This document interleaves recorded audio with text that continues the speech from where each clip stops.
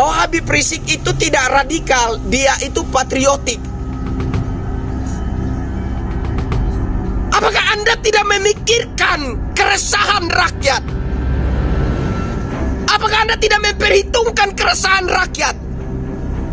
Dengan segala pergolakan, dengan segala gejolak yang timbul sejak masih ada FPI hingga hari ini. Jadi ketika ada yang membangun narasi, menabuh genderang perang, itu sudah tidak lagi bicara agama. Itu ancaman terhadap kaum Nusantara. Dan orang-orang Nusantara, apapun agamanya, yang mencintai tanah tumpah darah ini harus bangkit, harus bereaksi melawan itu. Tidak bisa kita diamkan, tidak bisa kita biarkan. Oleh orasi-orasi provokatif dari mulut busuknya Habib Rizik, sehingga dengan entengnya Anda katakan bahwa Habib Rizik bukan radikal, dia patriotik. Patriotik dari lubang mana? Maka saya minta pemerintah harus jelaskan ini. Teristimewa Presiden Prabowo Subianto, tolong jelaskan ini dengan sejelas-jelasnya untuk dimengerti oleh rakyat. Apa maksud dari semua ini? Dan kemana arah bangsa ini 5 tahun ke depan di tangan Presiden Jenderal Prabowo Subianto? Kemana negara dan bangsa ini akan berkiblat untuk 5 tahun ke depan? Apakah tetap berkiblat kepada Pancasila, Undang-Undang Dasar 45, Bhinneka Tunggal Ika, dan NKRI? Atau kita akan berkiblat ke Yaman? Apakah pedoman bangsa ini, pedoman negara ini untuk 5 tahun ke depan di tangan Jenderal Prabowo Subianto? Tetap Pancasila, Undang-Undang Dasar 45, Bhinneka Tunggal Ika, dan NKRI? Atau cerita-cerita dongeng, cerita-cerita halu yang memuja-muji dan menyanjung-nyanjung para leluhur Balawi? Apakah itu yang akan menjadi pedoman negara dan bangsa ini untuk 5 tahun ke depan di tangan Jenderal Prabowo Subianto? Tolong ini dijelaskan. Pemerintah tolong jelaskan ini. Presiden teristimewa, saya minta tolong jelaskan ini dengan sejelas-jelasnya untuk dimengerti oleh rakyat. Ini penting untuk didisiplinkan. Kenapa? Karena belakangan mimbar-mimbar ceramah ini seperti telah dialihfungsikan. Mimbar-mimbar ceramah agama mulai beralih fungsi jadi panggung kritikan, hinaan, hujatan terhadap pemerintah, kritikan, hinaan, hujatan terhadap aparat TNI Polri, kritikan, hinaan, hujatan terhadap para kiai Nusantara. Saya mohon ya, mari sama-sama kita bersuara, minta kepada pemerintah, kepada aparat kita TNI Polri untuk ini ditertibkan. Para penceramah terutama didisiplinkan. Ketika ada yang berceramah, lalu isi ceramahnya provokasi, menghasut masyarakat, mendorong masyarakat untuk membenci negerinya, mendorong masyarakat untuk membenci pemerintahnya, membenci aparatnya. Negara harus hadir, negara harus menunjukkan ketegasannya demi wibawa negara ini, demi harkat martabat negara ini, demi harga diri negara ini. Saya rasa begitu. Ketika ada entah itu ustadz, entah itu habaib, siapapun juga yang memanfaatkan mimbar-mimbar ceramah agama untuk melancarkan provokasi, apalagi sampai menabuh genderang perang, bekukan izin ceramahnya. Tidak boleh diizinkan penceramah semacam itu untuk berceramah dimanapun. Ya. Tidak boleh diizinkan berceramah lagi kalau ceramah isinya provokasi, ceramah isinya menghasut, ceramah isinya mengadu domba. Yang begitu-begitu langsung dibekukan, tidak boleh diizinkan berceramah di tanah air ini. Kita bicara tentang keutuhan dan kedamaian bangsa ini sangat penting. Karena bukan kita yang hidup hari ini saja, di masa depan sana ada anak-anak dan cucu-cucu kita, yang juga harus kita jamin bahwa mereka nanti akan berdiri sebagai sebuah bangsa yang berdaulat. Kan itu tujuan kita. Kalau Untuk kita yang hidup hari ini saja, ya nggak masalah. Tapi apakah kita tidak beranak cucu? Apakah di masa depan sana tidak ada anak-anak dan cucu-cucu kita? Anak-anak dan cucu-cucu kita di masa depan harus juga kita jamin hidup mereka. Pastikan sebelum kita turun di dunia orang mati, anak-anak dan cucu-cucu kita akan tetap berdiri sebagai bangsa yang berdaulat. Itu pandangan kita ke depan. Kembali lagi saja saudara-saudara sebangsa setanah air, mari sama-sama kita bersuara untuk pemerintah ini agar lebih tegas. Aparat TNI Polri kita agar lebih tegas menertibkan dan mendisiplinkan mimbar-mimbar agama apapun juga, ya. Entah itu Islam, Kristen, Hindu, Buddha, Konghucu, mimbar agama apapun juga. Kalau yang berdiri di sana menyampaikan ceramahnya isinya provokasi, bekukan, larang. Anda tidak layak berceramah. Ketika ceramah-ceramah menciderai Bhinneka Tunggal Ika, ceramah-ceramah menciderai persatuan dan kesatuan bangsa, ceramah-ceramah hasutan mengadu domba, itu bukan penceramah, itu iblis itu. Anak-anak buahnya setan. Kerjanya mengadu domba, menghasut, memprovokasi, menabuh genderang perang.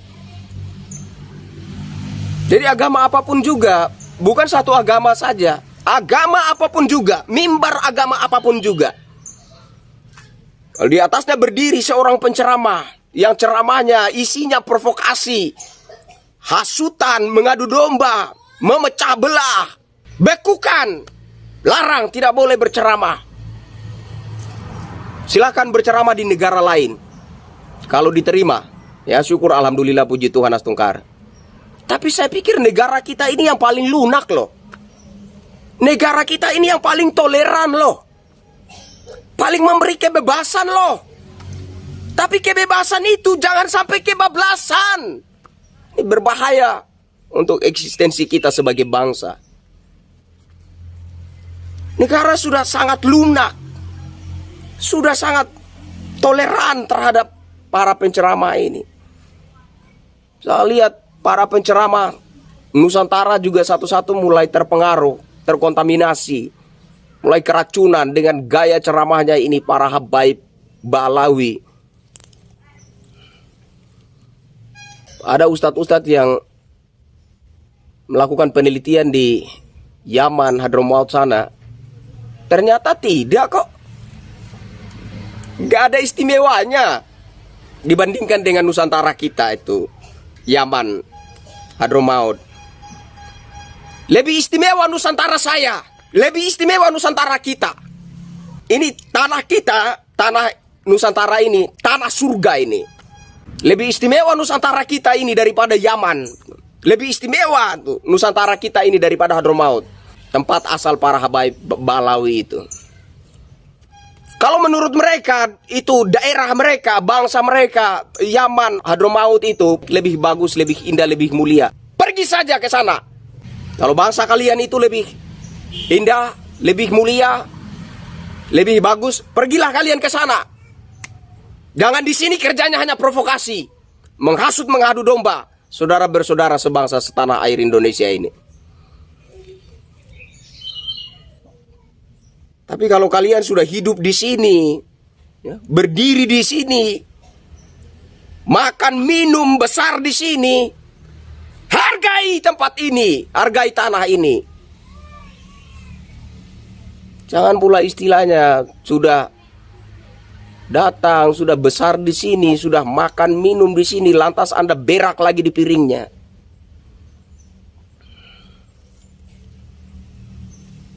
Itu yang kedua. Yang ketiga, yang terakhir, kita kembali lagi bicara tentang seruan Habib Rizik. Karena ini bukan yang pertama Habib Rizik teriak-teriak, asa golok, perang pring prung preng. Ini bukan yang pertama. Jadi saya minta dengan hormat pemerintah, Presiden Jenderal Prabowo Subianto, aparat TNI Polri, tegas Manusia ini sudah tidak layak hidup di Nusantara. Deportasi segera, pulangkan dia ke Yaman sana. Saya rasa begitu. Kalau kerjanya itu hanya menghasut, mengadu domba, membenturkan anak-anak bangsa Indonesia dengan sesama saudaranya, tidak layak manusia ini. Negara harus tegas, negara tidak boleh diamkan. Bekukan dia, tidak boleh berceramah lagi. Kasih ultimatum. Kalau sampai ada ceramah-ceramah lagi yang menghasut, orang ini langsung dijeblosin ke penjara. Penjara seumur hidup. Capek-capek leluhur kita, para pahlawan bangsa ini berjuang memerdekakan bangsa ini. Mereka berjuang memerdekakan bangsa ini di bawah satu sumpah, sumpah pemuda. Ya. Satu tumpah darah tanah air Indonesia, satu bangsa-bangsa Indonesia, satu bahasa persatuan bangsa Indonesia. Para pahlawan bangsa, para pendahulu bangsa ini berjuang di bawah sumpah itu. Jangan itu kemudian diinjak-injak, dilecehkan oleh siapapun dia. Lagi dia hanya seorang Habib Rizik. Apa jasa Habib Rizik untuk bangsa ini? Ya, saya minta kepada pemerintah, kepada aparat ini, tegas terhadap manusia ini. Kalau ada lagi ceramahnya isinya provokasi, hasutan, memecah belah, membenturkan masyarakat ini dengan sesama saudaranya, kaum Nusantara, bekukan dia, deportasi, kirim dia ke Yaman sana, biarkan dia hidup di sana. Jangan memecah belah bangsa ini. Capek-capek leluhur bangsa kita ini berjuang untuk bangsa Indonesia ini berdaulat menjadi sebuah negara. Jangan dirusak, jangan dikencingi. Itu maksud saya. Kalau Anda seorang ustadz, seorang penceramah, ajarin umat bagaimana cara hidup yang berakhlak. Bagaimana hubungan kita dengan Sang Pencipta, bagaimana hubungan kita dengan para kiai, bagaimana hubungan kita para ulama, bagaimana hubungan kita dengan pemerintah, bagaimana hubungan kita dengan aparat, bagaimana adabnya, bagaimana kiat-kiat hidup supaya kita berhasil dalam hidup kita, kiat-kiat untuk berhasil dalam usaha kita, kiat menjadi seorang pemeluk agama yang berhasil. Kan menyejukkan. Itu baru bimbingan, itu baru tuntunan. Enggak sedikit-sedikit asa golok. Saya akan bikin pasukan. Ayo kita perang. Peranglah dengan nenek moyangmu di Yaman Arab sana. Itu yang bikin saya marah, bikin saya terbawa emosi. Sekali lagi, si Habib Rizik ini ya,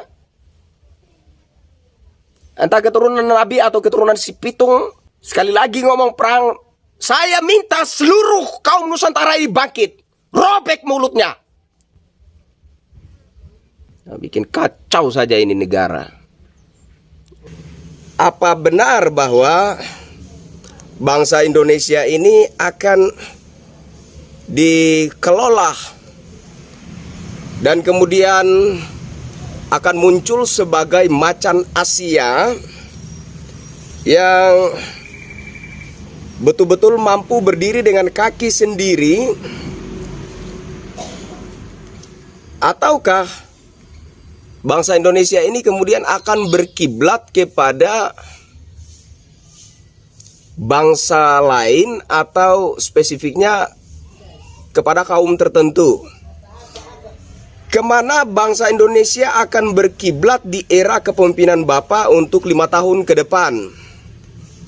Apakah kiblat bangsa Indonesia ini akan tetap mengarah kepada Pancasila, Bhinneka Tunggal Ika, Undang-Undang Dasar 45, dan NKRI? Ataukah kemudian bangsa Indonesia di tangan Bapak untuk 5 tahun ke depan akan berkiblat ke Yaman? Nah, saya pikir ini pertanyaan penting yang perlu sekali untuk diklarifikasi oleh Bapak Presiden. Kenapa pertanyaan-pertanyaan ini kemudian muncul? Bapak Presiden yang saya hormati, sebelumnya saya ingin sampaikan kepada Bapak Presiden bahwa Bapak belum memiliki, sebutlah double cover begitu ya, perlindungan diri yang kokoh. Bapak belum memiliki dukungan yang murni dari kalangan rakyat jelata. Ya, kalau pasukan media, pasukan sosial media yang diakomodir oleh partai atau oleh pemerintah, ya sudah tentu ada. Tapi itu tidak cukup, Pak. Tidak cukup. Karena tantangan terhadap seorang pemimpin, tantangan terhadap Presiden Republik Indonesia itu tidak ringan, Pak. Dan kalau seorang presiden, ya, yang saya maksudkan adalah Presiden Republik Indonesia, bergantung kepada kegiatan sosialisasi yang dilakukan oleh para pegiat sosial media yang diakomodir oleh pemerintah, sangat rentan, terlalu lemah. Itu menurut saya. Seorang pemimpin negara ini harus betul-betul memiliki dukungan yang murni dari kalangan rakyat jelata yang siang dan malam harus memberi dukungan itu. Ya, baik lewat kegiatan mengcounter opini di sosial media maupun juga doa-doa tulus. Seorang pemimpin republik ini harus memiliki itu. Nah, sejujurnya saya mau katakan bahwa Presiden Republik Indonesia saat ini, Jenderal Prabowo Subianto, belum memiliki itu, belum memiliki dukungan yang murni yang datang dari kalangan rakyat jelata. Ini saya harus jujur mengatakan ini. Pendukung Presiden Republik Indonesia saat ini, Jenderal Prabowo Subianto, masih berbasis pendukung Insinyur Haji Joko Widodo. Nah, pendukung Insinyur Haji Joko Widodo yang pada momen Pilpres 2024 kemarin mengikuti kecondongan Insinyur Haji Joko Widodo mencoblos memenangkan Prabowo Subianto, Gibran Rakabuming Raka itu. Sedangkan Bapak Presiden kita, Jenderal Prabowo Subianto, mohon maaf, mohon ampun Bapak, bukan meremehkan, bukan menyepelekan, tidak. Tapi inilah fakta. Fakta real yang ada saat ini, bahwa Bapak Presiden Republik Indonesia, Jenderal Prabowo Subianto, belum memiliki dukungan yang betul-betul murni yang datang dari kalangan rakyat jelata, yang dukungan itu, energi dari dukungan itu bisa menguntungkan posisi Bapak siang dan malam setiap hari. Bukan seperti pasukan sosial media, pegiat sosial media yang diakomodir oleh pemerintah, yang hanya akan bergerak, yang hanya akan beraksi di sosial media maupun di media pada saat dikomando saja, pada saat diinstruksi saja. Bapak harus memiliki dukungan yang datang dari kalangan rakyat jelata, yang itu terjadi secara natural siang dan malam, dan juga doa-doa yang murni, yang tulus dari rakyat. Itulah yang akan menjadi kekuatan Bapak Presiden semasa memimpin bangsa ini. Saya pikir begitu. Nah, ini penting untuk Bapak Presiden sadari.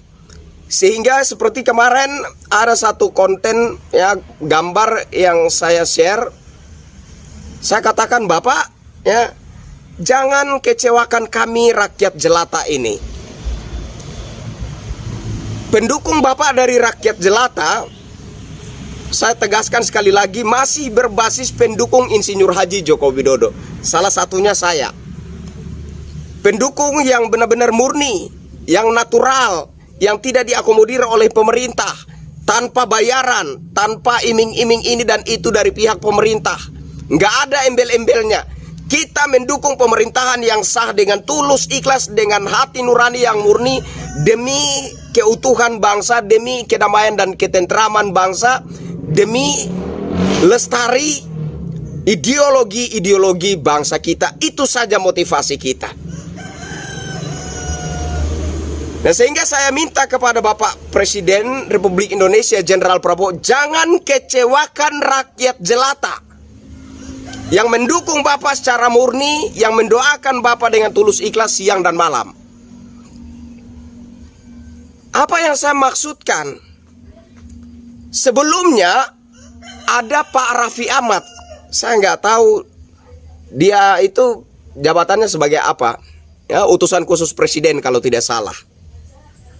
Mendatangi Habib Rizik, konon meminta petunjuk tentang bagaimana pola hidup yang baik untuk anak-anak muda bangsa Indonesia. Ketika itu kita mulai berspekulasi, ada apa sebenarnya? Apakah Raffi Ahmad mendatangi Habib Rizik ini merupakan bagian agenda pemerintah, atau itu merupakan perintah presiden, atau Raffi Ahmad ini mendatangi, menjumpai Habib Rizik, bersilaturahim dengan Habib Rizik atas kehendak hatinya sendiri. Dan hingga saat ini belum ada jawaban yang eksplisit, belum ada klarifikasi yang pasti dari istana, dari presiden. Nah, itu belum hilang dari ingatan kita, masih segar, belum terhapus dari ingatan kita. Lalu kemarin ada Wamenaker. Saya sudah mengirim pesan suara, ya, voice note, mempertanyakan, apakah abangku izin, apakah silaturahim dengan Habib Rizik itu merupakan bagian agenda negara atau perintah presiden, ataukah silaturahim itu bersifat pribadi? Dan tidak ada juga jawabannya. Ini penting diklarifikasi oleh pemerintah, penting diklarifikasi oleh presiden. Kenapa? Karena kesan yang kemudian muncul adalah Bapak Presiden Jenderal Prabowo Subianto berpihak kepada kaum Ba'alawi. Bapak Presiden Republik Indonesia Jenderal Prabowo Subianto terkesan berpihak atau bahkan melindungi para habaib klan Ba'alawi ini. Sementara ada perseteruan yang tajam antara para habaib klan Ba'alawi ini dengan para kiai dan ulama Nusantara. Ini berpotensi menimbulkan kekecewaan di hati para kiai dan para ulama Nusantara. Sangat-sangat berpotensi menimbulkan sakit hati, kekecewaan terhadap Bapak Presiden Jenderal Prabowo Subianto. Apakah ini tidak diperhitungkan oleh Bapak Presiden? Apakah Bapak Presiden Jenderal Prabowo Subianto merasa sudah sangat perkasa, sudah sangat kuat, sehingga akan mampu, ya, berdiri tegak dihantam oleh badai tantangan dari sisi kiri dan kanan, ya, tantangan secara politik, tantangan dari internasional dan lain sebagainya, ya, tantangan dari golongan rakyat yang beroposisi? Apakah Bapak Presiden sudah yakin bahwa akan mampu berdiri sendiri tanpa dukungan dari rakyat, tanpa dukungan dari para kiai dan para ulama Nusantara? Apakah Bapak Presiden kita sudah begitu yakin, sudah begitu percaya dirinya akan mampu menghadapi segala tantangan itu seorang diri? Nah, ini yang saya maksudkan, bahwa penting ada klarifikasi yang jelas, yang pasti dari pihak pemerintah, terutama teristimewa dari Bapak Presiden Jenderal Prabowo Subianto. Sehingga di awal tadi kan saya mempertanyakan, kemana arah bangsa Indonesia 5 tahun ke depan ini di tangan Presiden Jenderal Prabowo Subianto? Kemana negara ini akan dibawa? Apakah negara kesatuan Republik Indonesia untuk 5 tahun ke depan di tangan Jenderal Prabowo Subianto akan tetap berkiblat kepada Pancasila, Undang-Undang Dasar 45, Bhinneka Tunggal Ika, NKRI? Ataukah negara ini akan berkiblat ke Yaman, tempat asal leluhur para Habib klan Ba'alawi ini?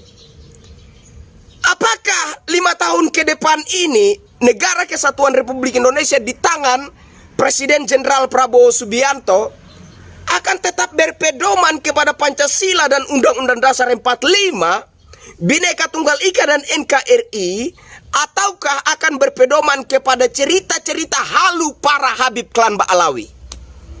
Ini penting dijawab oleh Bapak Presiden. Makanya saya katakan, Bapak hati-hati, jangan sampai Bapak kecewakan rakyat. Karena dukungan yang tulus dan murni, doa-doa yang tulus dan murni, yang menopang kepemimpinan Bapak, yang membuat kepemerintahan Bapak bisa kokoh, tegak berdiri, itu adalah dukungan yang datang dari rakyat jelata yang tidak diakomodir, yang tidak diberi imbalan jasa apa-apa oleh pemerintah. Itu kekuatan pemimpin negara Republik Indonesia. Ini penting sekali untuk diperhitungkan oleh Bapak Presiden. Jadi ini pertanyaan saya minta dijawab oleh pihak pemerintah, atau bila perlu dijawab langsung oleh Bapak Presiden Jenderal Prabowo Subianto. Bapak ingat sebagaimana yang sering Bapak gaungkan, bahwa Bapak terpilih oleh karena mendapat mandat dari rakyat. Rakyat memberi kepercayaan kepada Bapak. Rakyat yang mana? Tentu saja bukan rakyat yang terkontaminasi dengan kepentingan politik. Tentu saja bukan rakyat yang digerakkan oleh mesin politik tertentu. Tapi rakyat jelata, Pak. Rakyat jelata yang sering dibilang bukan kaum intelek. Rakyat jelata yang sering dibilang golongan rakyat yang tidak berpendidikan tinggi. Bapak terpilih oleh suara mereka. Bapak terpilih oleh dukungan mereka. Nah, mereka ini jangan sampai Bapak kecewakan.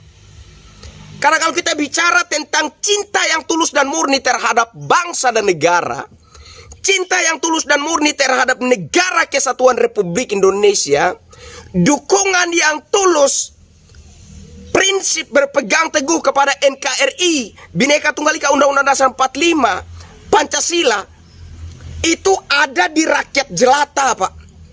Tanpa terkontaminasi dengan sentimen atau kepentingan politik.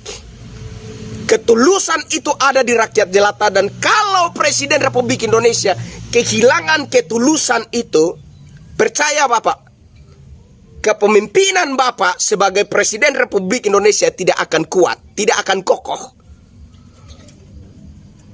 Kepemimpinan Bapak sebagai Presiden Republik Indonesia akan rentan, akan begitu sangat mudah digoyangkan. Tolong percaya sama saya, Bapak.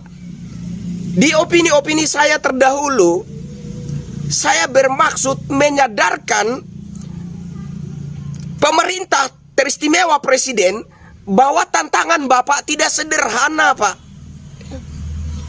Incaran dari golongan pemburu tata kekuasaan, agenda-agenda busuk yang dibalut dengan senyum, dibalut dengan muka yang manis, banyak, Pak. Dan Bapak harus bijaksana. Bapak Presiden harus hati-hati. Jangan dianggap sepele, Pak. Jangan dianggap sederhana, Pak. Segala tantangan yang mengincar posisi Bapak sebagai Presiden Republik Indonesia tidak sederhana, tidak mudah. Maka kuncinya menurut saya, Bapak Presiden yang saya hormati, Jenderal Prabowo Subianto yang saya hormati, jangan kecewakan rakyat. Jadi kesimpulannya saya minta dengan hormat kepada pemerintah teristimewa, kepada yang terhormat Presiden Republik Indonesia Jenderal Prabowo Subianto, tolong klarifikasi Apa maksud ketika Mas Raffi Ahmad, utusan khusus presiden, menjumpai Habib Rizik? Apa maksudnya?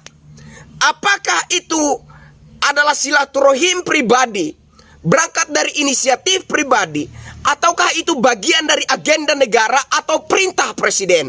Tolong dijawab sejelas-jelasnya untuk dimengerti oleh rakyat. Yang kedua, apa maksudnya kemarin Wamenaker Bang Immanuel Ebenezer menjumpai Habib Rizik,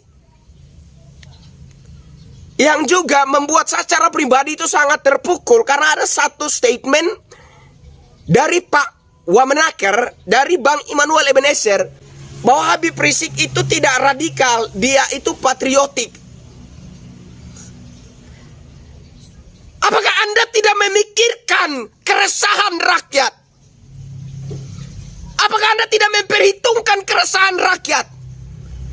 Dengan segala pergolakan, dengan segala gejolak yang timbul sejak masih ada FPI hingga hari ini, oleh orasi-orasi provokatif dari mulut busuknya Habib Rizik, sehingga dengan entengnya Anda katakan bahwa Habib Rizik bukan radikal, dia patriotik. Patriotik dari lubang mana? Maka saya minta pemerintah harus jelaskan ini. Teristimewa Presiden Prabowo Subianto, tolong jelaskan ini dengan sejelas-jelasnya untuk dimengerti oleh rakyat. Apa maksud dari semua ini? Dan kemana arah bangsa ini 5 tahun ke depan di tangan Presiden Jenderal Prabowo Subianto? Kemana negara dan bangsa ini akan berkiblat untuk 5 tahun ke depan? Apakah tetap berkiblat kepada Pancasila, Undang-Undang Dasar 45, Bhinneka Tunggal Ika, dan NKRI? Atau kita akan berkiblat ke Yaman? Apakah pedoman bangsa ini, pedoman negara ini untuk 5 tahun ke depan di tangan Jenderal Prabowo Subianto? Tetap Pancasila, Undang-Undang Dasar 45, Bhinneka Tunggal Ika, dan NKRI? Atau cerita-cerita dongeng, cerita-cerita halu yang memuja-muji dan menyanjung-nyanjung para leluhur Balawi? Apakah itu yang akan menjadi pedoman negara dan bangsa ini untuk 5 tahun ke depan di tangan Jenderal Prabowo Subianto? Tolong ini dijelaskan. Pemerintah tolong jelaskan ini. Presiden teristimewa, saya minta tolong jelaskan ini dengan sejelas-jelasnya untuk dimengerti oleh rakyat. Kalau sampai pemerintah era ini menimbulkan kekecewaan yang serius di hati rakyat jelata yang tulus ikhlas mendukung dan mendoakan Bapak, kemudian mengecewakan, menyakiti, bahkan melukai hati para kiai dan para ulama Nusantara, percayalah, kepemerintahan Jenderal Prabowo Subianto tidak akan teguh berdiri. Sebagai motivator, memberi energi positif, membangkitkan optimisme bangsa ini, agar bangsa ini yakin bahwa seberat apapun tantangan di hadapan kita, sanggup kita hadapi sebagai bangsa. Kita bangsa Indonesia, kita punya sejarah. Nenek moyang kita, leluhur kita sudah menunjukkan bahwa kita bisa. Maka apapun tantangan di depan, kita bisa hadapi itu bersama-sama. Dengan bersatu, dengan bergandeng tangan, ringan sama dipikul, berat sama dijinjin, kita akan bisa mengatasi berbagai persoalan yang dihadapi oleh bangsa. Itu kata-kata motivasi yang membangkitkan energi semangat hidup bangsa Indonesia, memberi optimisme kepada bangsa kita. Dan bisa. Apalagi di mimbar-mimbar ceramah agama, bisa kita gunakan itu. Memberikan motivasi kepada bangsa ini, memberi motivasi kepada pemerintah, kepada aparat kita. Adapun hal-hal yang tidak benar, adapun hal-hal yang rusak di bangsa ini, mari kita koreksi perlahan-lahan. Ada adabnya, ada caranya. Kalau tidak punya kapasitas, ya doa. Kan begitu. Tapi kalau punya kapasitas, saya sampaikan dengan adab yang benar. Kan begitu. Jadi kembali lagi saudara-saudara, seperti yang saya sampaikan di awal, terkhususnya buat kelompok-kelompok masyarakat tertentu, saudara-saudara kita sebangsa setanah air, yang diistilahkan muhibin, pencinta para habaib, itu hak pribadi kita, oke? Hak pribadi saudara-saudara, silahkan. Tapi ingat baik-baik, mencintai seseorang itu tidak harus membuat saudara-saudara membolehkan orang yang saudara-saudara cintai itu melecehkan ibu saudara. Itu maksud saya. Ini Indonesia, bangsa kita, Ibu Pertiwi, ini ibu kita bersama. Mencintai seseorang, mencintai kaum Balawi tidak harus membuat kita membiarkan ini orang-orang melecehkan ibu kita. Itu maksud saya. Yang kedua, pemerintah diharap tegas. Disiplinkan ini. Para penceramah Nusantara juga penting didisiplinkan, yang sudah mulai keracunan dengan gaya para Habib Balawi ini. Tertibkan mimbar-mimbar ceramah agama, tertibkan. Ya, supaya bangsa ini tidak kehilangan jati dirinya. Bangsa ini punya adab, punya moral, punya toto kromo. Harus kita jaga, harus kita lestarikan bersama-sama. Harus kita pelihara ini. Itu maksud saya, maksud tujuan saya. Sehingga anak-anak dan cucu-cucu kita di masa depan tetap berdiri sebagai bangsa yang punya jati diri, punya kejelasan jati diri. Bahwa mereka adalah kaum Nusantara. Jelas. Saya pikir demikian.